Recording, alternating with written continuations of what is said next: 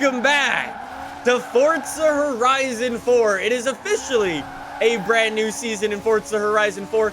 However, you can't go and unlock a brand new car. Or can you? If you were proactive last season and you got a bunch of percentage towards your season or your entire series completion, this is officially the week where you can go and unlock the Renault Alpine A110, a tiny little French sports car that actually is pretty damn good. Or so I think. We will have to find out today. Anyways, Renault Alpine, to unlock it, we need to complete 50%.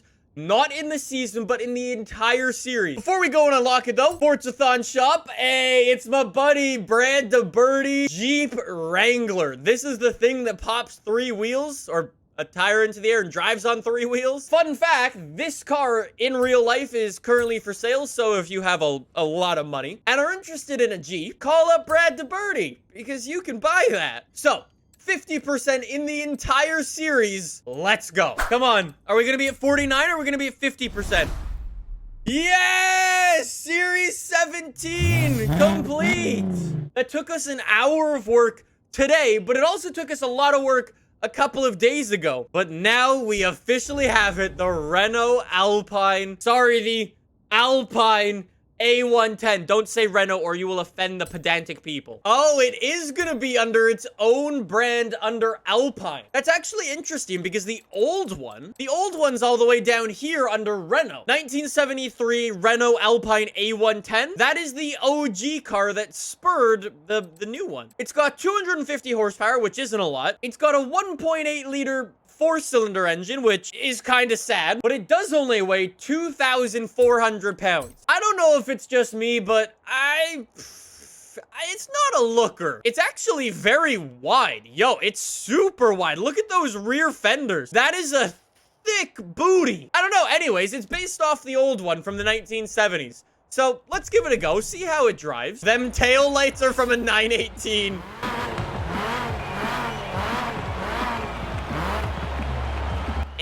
It's a 4-cylinder, so it is what it is. Hey, people in Twitch chat, do any of you guys know where this engine sound is from? It sounds Mazda MX-5-ish. So anyways, Alpine A110. So as I've said in the past, if you watched some of my videos before, my favorite cars are things that are very, very lightweight and that you can just chuck into the corners. I find those the most fun. I don't actually find horsepower to be that impressive. Anybody can make something go in a straight line very quickly. It impresses me way more when cars can go around a corner. This thing only has 250 horsepower, which isn't very much. My own Volkswagen Golf from 2008 has more horsepower than this. However, this is very, very light, and you can actually chuck it around and have some fun with it. This would be a very good car for somebody who likes cars a little bit, but also doesn't want to kill themselves, because 250 horsepower, you're never going to get into that much trouble with it. But it is rear-wheel drive and mid-engine,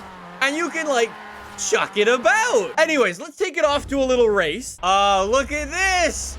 Game, you've actually given me very, very good cars to race against. MX-5, Audi TTs, S2000s. Anyway, so fun fact with the Renault Alpine, James May reviewed this thing on the Grand Tour, and if you go back and you watch that review, he was actually very, very negative about it at the start. He was saying how it's cheaply made, it goes up against cars, like, in its price range, and blah, blah, blah, blah, blah.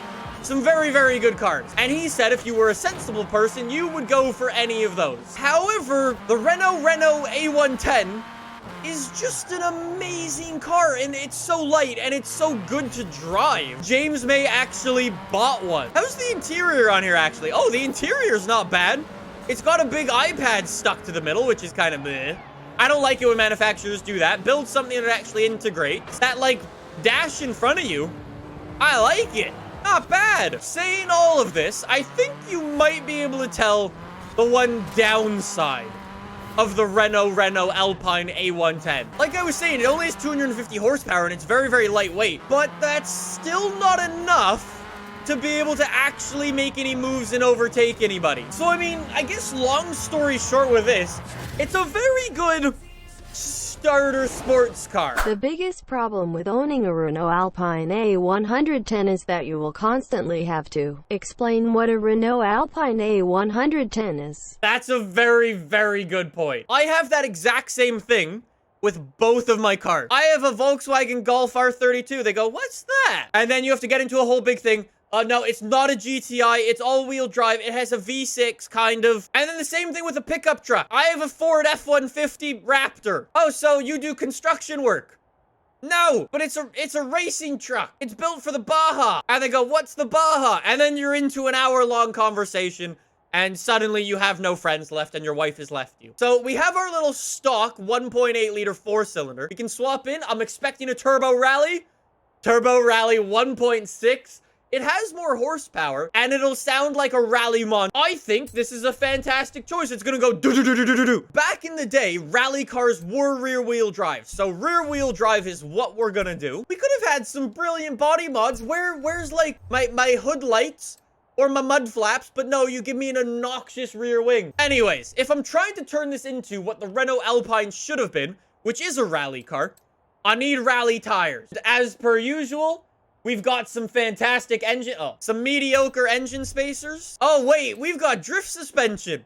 Oh my God, that is low. That is so sick. Look at that fitment in the rear. That is like perfection. I mean, we're not gonna run that. We're gonna run that one, which looks a little bit funny, but will allow us to rally this thing around. Oh my God. I might want to give this thing a go drifting just because that is so sick. It looks so good. So, Renault Alpine, 668 horsepower. The drift build is gonna be awesome. Somebody wants me to put a French flag on it. Okay, I got you. Hold on. That's the French flag, isn't it? I'm sorry, or I should say, je suis, sorry. So, after all of that, our first test for this,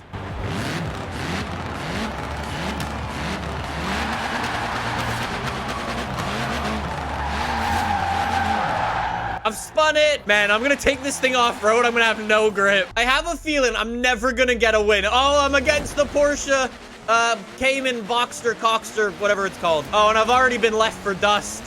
Oh, dear. I know this wasn't the drift build already, but it's pretty slidey out here. I think I may have made a cock-up for the first time in my life. Give me a minute. Hold on. For the Renault Alpine Clio, doesn't it feel good to have grip now? Oh, yes. I haven't changed anything, I promise, except for that one thing. I don't know what that was. It was probably very minor. See, here's the thing with all-wheel drive, though.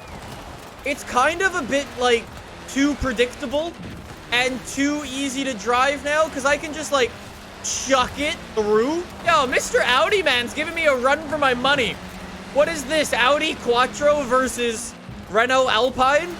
Back in the day? Colorized? You're probably not going to want to take it online because although it does have 650 horsepower and is super lightweight, it doesn't have enough horsepower to compete with like the really big boys. Like if you'd want it to be really fast, you need a V8 or a V12 in here and it's just, it doesn't have that. It's so good though. It's so good. I love it. I love this car. I love a French car.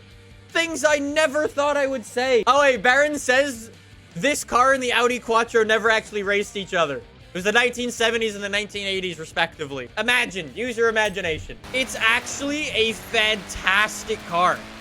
I mean, like I was saying, I wish it had some more customization. Like, this car's supposed to be a rally car. Giving it things like a snorkel would be dope. Oh, I love it. Ah! I'm sorry I'm making strange noises.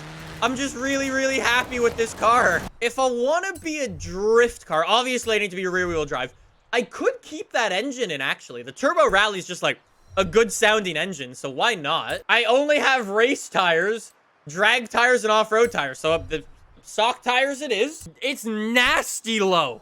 Am I about to pull a James May and buy a Renault Alpine? Oh, man. Okay, the gears are completely screwed. I need to fix those. There's a slight problem with that. The Renault Alpine, I don't think you can buy this car here. I don't think Renaults have ever been sold in Canada. I mean, I haven't been alive long enough to figure out if there was stuff back in the day. I think more companies need to do what these guys are doing. Lightweight, minimal horsepower. That's it. Make it look a little bit cool. Give it the wide arches and stuff. Seriously, I urge every single one of you, give it a chance. I know a lot of people are gonna see this thing and go, it's not a supercar, it's French, it's slow. Not to mention, it's a very good car that comes with some very real and very proper heritage. Oh my God. I know you don't tick everybody's boxes, but oh boy, do you tick mine. What a fun little car. Next week, we are speeding things up a little bit with one of the fastest cars in Forza Horizon 4. If you want to see that, make sure you subscribe. And with that being said, thank you so much for watching. That is the Alpine A110. Fantastic car.